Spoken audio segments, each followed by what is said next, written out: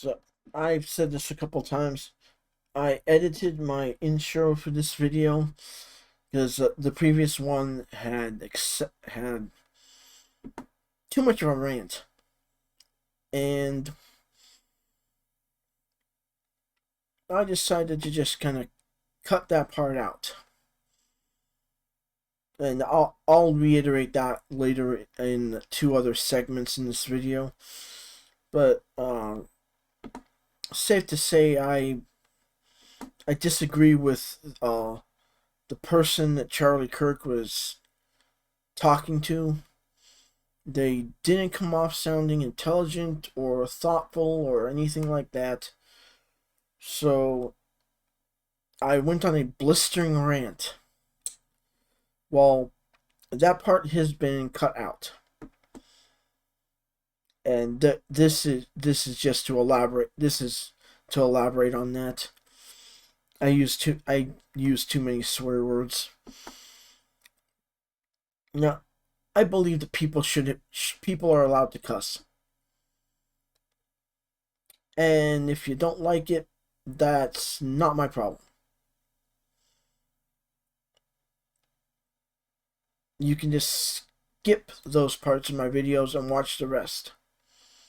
But I don't see why I have to censor myself for people who don't know me and didn't grow up with me and had no impact in my life. That's why I find it annoying. If you don't like the Brony fandom, if you don't like, those type of like fan animations, hate to break it to you, but I don't care. I live in the United States, and yes, regardless of what the media tells you, free speech is absolute. And every so often, I may filter my comments, I may hide people, but I try not to delete comments unless somebody does something really, really, really stupid in my eyes. Yeah, I leave most comments up. I was like, if you don't like aliens, colonial marines, that's okay. I've got one guy who bitched about it, and his comment is still up. Another guy bitched about it. His comments are still up. But and those are the ones that if you just come in and say, well, the game was glitchy and, it wasn't good on day one, and okay, fine. Those stay up. If you come into my channel and you say something stupid like, well, I hope the FBI, checks your hard drives. Okay, you just wasted your entire time doing that when you could have done something more productive. And the person that did that because I'm a brony. I hate to break it to you, I'm not breaking the fucking law. There really are stupid people out there who blindly believe bronies shouldn't exist. They're not allowed to have opinions and this and that. And it's like, yeah, bye-bye. Those are the type of people that get nuked off my channel. Because you're literally making yourself look like a Nazi. Like you can't stand other people having their own opinions or liking stuff you don't. And it's a dumb argument when people, well, it's a kid's show.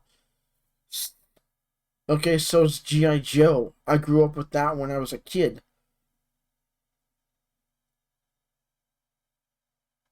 So is Transformers. Also a product of Hasbro. The only reason I probably watched MLP was because of the 2010 series. I was never a fan of the originals in the 80s and the 90s. It's like, there really are times where people need to get their damn head out of their ass. G4 was something different. There's nothing wrong with that. There's a lot of fans who like Gen 4 and don't like Generation 5.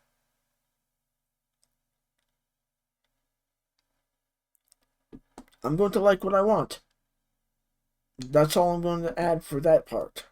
Party is having former directors of the CIA speak at the DNC just minutes before Kamala Harris, Leon Panetta, and then Dick Cheney coming out saying Donald Trump is the most dangerous person in the history of the country. That's an exact quote, by the way. Okay. I think we'd agree that's a little bit... I know, actually, I do agree with that quote. Oh, you think yeah. Donald Trump's the most dangerous person in the history of the country?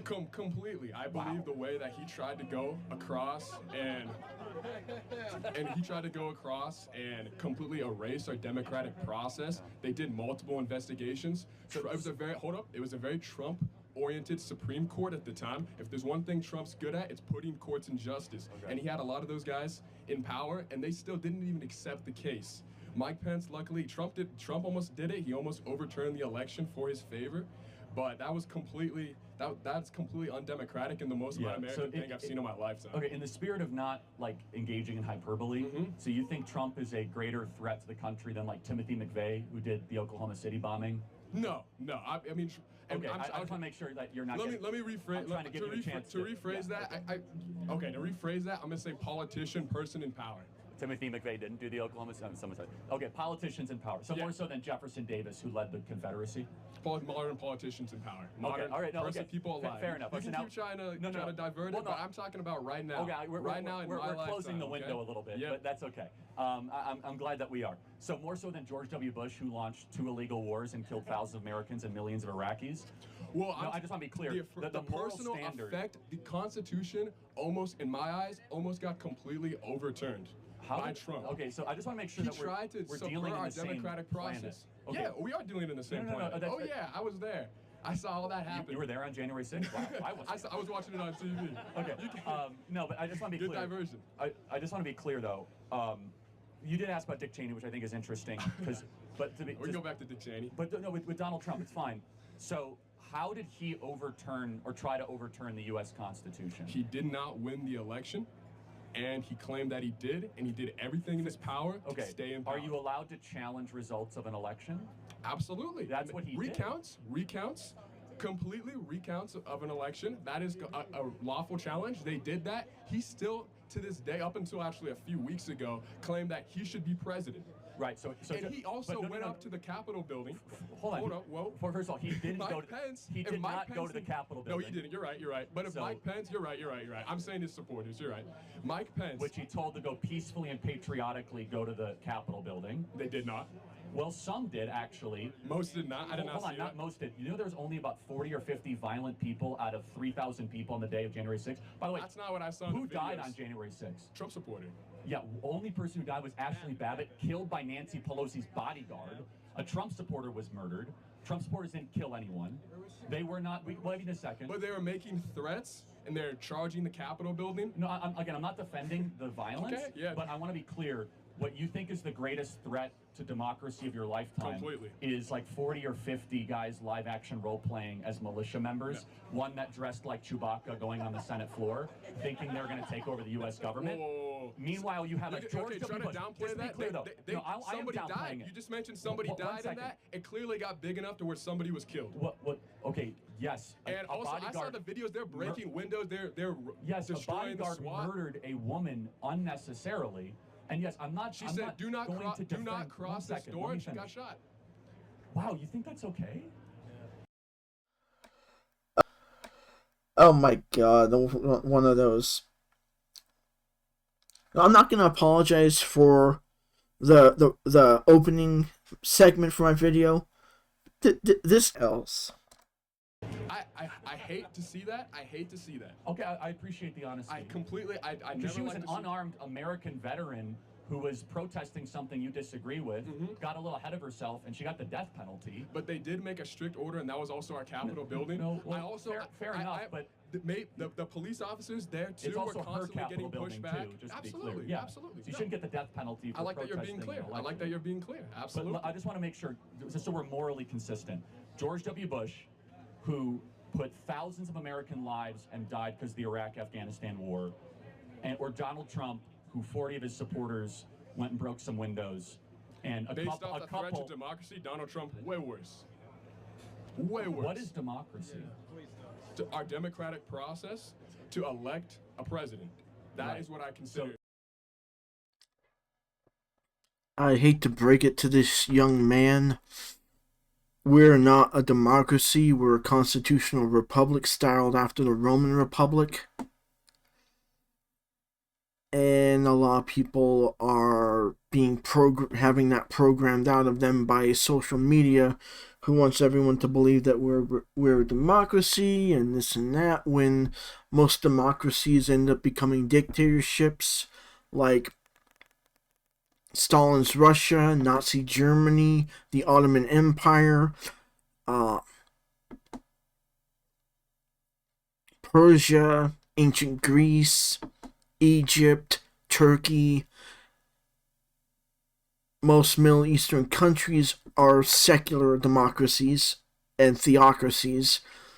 Their government is ruled by their religion a lot of the times. And this guy doesn't seem to register that. Oh, and I cut out my intro because I know YouTube hates excessive cussing, because we're not allowed to express ourselves how we want. We have to sanitize everything because some people can't get over their feelings about cuss words and stuff. So this is why the conservative movement, as passionate as they are, they're also stagnant. Because we're not allowed to actually voice our concerns the way we want. We have to be nice and polite and civil, and when the liberals just steamroll over everyone and treat everyone like shit. That's the only cuss word I'll use in this. Other than that, let's get back to the video. I'm doing a reaction to something by Charlie Kirk, and I felt like it. I'm sub to him. I'm sub to a lot of different people, and sometimes I make these videos because I want to, because guys like this are, well, ignorant. You could call them brainwashed, mind controlled, whatever, but they're just flat out ignorant of what's going on. It's guys like this that want you to believe that Joe Biden got 80 million votes when it's statistically impossible. There's a good chance that in 2020, Donald Trump won. And because they changed certain laws in certain states, and he actually tried to contest the vote, and Nancy Pelosi made sure that didn't happen. Because these people do not want America being prosperous. They want America going into the toilet, and everyone being miserable, suffering, depression, you name it. Because the Democrats the Democratic Party, mind you, doesn't seem to want people to actually be happy. They want everyone to be miserable. Involving of which is to challenge election results? Challenge election results, and then ultimately conceding an election when the investigations and the recounts have been done. Well, they were actually ongoing. There were many cases that were continuing for the month of December. But to be clear, because you have to be consistent, Hillary Clinton still has not conceded she lost to Donald Trump. Is she also a threat to democracy? No. Hillary Clinton showed up to Donald Trump's inauguration. Hold on a second. Concede. That is she has never conceded. She said it was because of the Russians, and he was an illegitimate president. Now, no, the Russians did not influence the votes directly, but they were pumping in lots of false information to try to influence the election. Man, you are so programmed by the Democrats. It's amazing. It's like, please try to have an independent thought somewhere. No, but I just want to be, just to be morally clear, that Donald Trump on what he did on January 6th and what some of his supporters did breaking. I thought you're supposed to be objective. You're not supposed to get like personal and try to like attack people up here. I'm asking you to have a free, independent thought. That's what I'm doing. Okay, no, you're not. But just your standard is Donald Trump, the worst person ever. That's fine. Do you think he was a good president? I think he was a terrible leader. Absolutely atrocious leader. Was the economy decent under Trump? It was good under Obama. I don't disagree with everything he did, but I think overall, as a servant leader, not showing up to the inauguration, constantly flip-flopping on ideas, his rhetoric, and you can say, oh, just mean tweets. As a leader, you're responsible for that. That stuff trickles down to the American people and ultimately can have really adverse effects. So let's just do a hypothetical. You have someone who you consider to be a bad leader, but the country was in a better place, or someone who pretends to be a good leader and the country is going to hell. Which decision would you make? I'd pick a good leader. And the country going to hell? Not pretends. A good leader. Do you think that would be Kamala Harris? Under a good leader, the country's not going to hell. Well, but okay, so let's say, do you think Kamala Harris is that good leader? I think Kamala Harris is better than Donald Trump, so... Yeah. No. These are the people that we're going to have to deal with. Voting. It's depressing sometimes that we have people like that who are so ignorant they don't realize, wait, what the hell am I doing? I'd rather have someone who pretends to care and the country is going to hell and everyone is suffering just because they're not Donald Trump.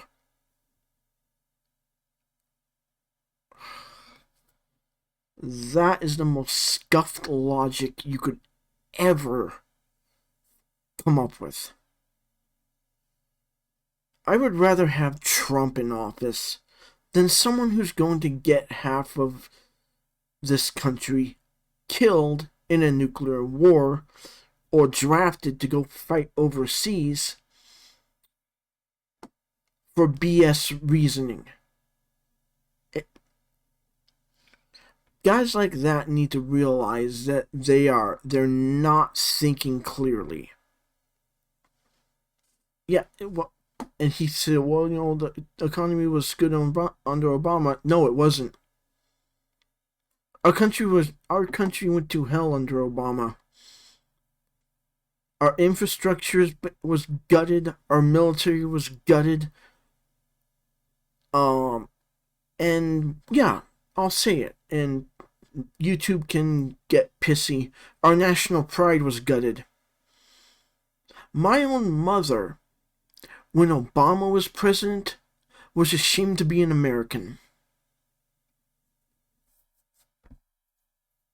Obama was supposed to represent all of us, the entirety of the American people, and he didn't. He treated people like garbage. He spit on the cops. He treated people like shit. And now look at under Trump, we actually had people who were proud to be Americans again. And under Biden, everything has gone to hell. That's why people need to realize that you don't have to like Trump a lot of the time to realize that he is trying to do his best to look out for you. He's a flawed individual. We all are. But his heart is in the right place. And it's too bad a lot of people don't see that. They only see what CNN, Fox News, MSNBC, and the New York Times dangles in front of them like jingling car keys saying, hey, hey, hey, hey, hey, Trump's a racist, Trump's a racist, hey, hey, hey, hey, hey. That's all some people register because they do not want to admit to themselves, oh my God, I was wrong. That guy was actually trying to keep us out of World War III. That guy actually had our economy booming We were bringing manufacturing jobs back to the States. We were bringing coal mining, the steel industry. How many steel mills are still open in the United States? Yeah, I felt like reacting to that. This is just going to be a small one, like maybe 11, 12 minutes. I usually do Fallout, Skyrim, Source Filmmaker, gaming videos, and some commentary. Now, I hope Charlie Kirk doesn't mind that. I may react to some more stuff from Turning Point. But other than that, yeah, this video is done. Bye. I just looked it up. We went from 700,000 active steel mills, steel workers in 1950 to 131,000 active steel mill employees in 1990. Literally, steel mill production's been cutting by 49% in the United States. We import more steel scrap and iron scrap than we naturally export.